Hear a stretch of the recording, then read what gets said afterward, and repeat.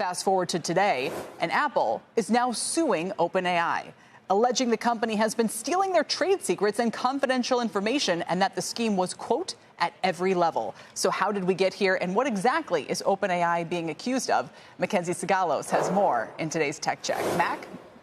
Kelly, it really is a remarkable 180. In 2024, Sam Altman was at Apple Park as CEO Tim Cook unveiled ChatGPT as its marquee AI partner. And then this year, no Altman, no mention of OpenAI, and Google's Gemini was front and center.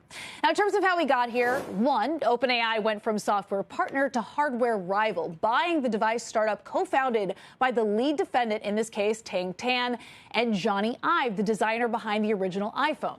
Then two, OpenAI recruited aggressively from Apple. 400 plus former employees now work there, including what Apple calls scores of engineers in the startup's hardware unit. Worth noting, Tan once reported to incoming Apple CEO John Ternus back when he was leading hardware. Now Tan's building a potential iPhone rival with hundreds of Apple veterans, just as Ternus gets ready to take over as Apple CEO. And that brings us to the allegations at the heart of this lawsuit. Apple says that Tan used job interviews to press employees for confidential details, including prototypes and internal files. The suit also accuses a former iPhone engineer of downloading designs after joining OpenAI. So what Apple wants now is an injunction that could halt any OpenAI hardware work tied to allegedly stolen technology. Apple also seeking a jury trial. And as we saw in Elon Musk's case against OpenAI, discovery can expose far more than the original dispute, including internal emails, recruiting records, and potentially sensitive IP like hardware mockups. Kel?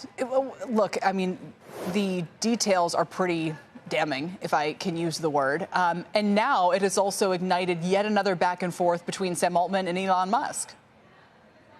Right. And I mean, one of the jabs between Elon Musk and Sam Altman was him saying that, oh, we'll see if you can get time away from your probation officer. And this is very much still civil court. We're not talking about criminal court.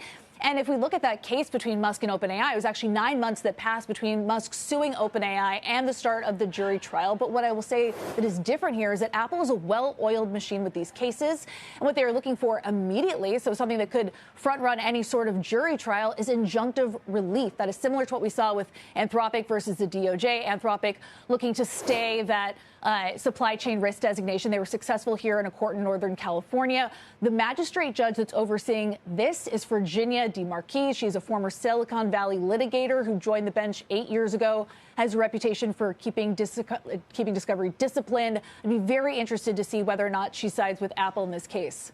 But in other words, there's a pretty significant chance that that Apple suing OpenAI for stealing all this information, that ends up in court.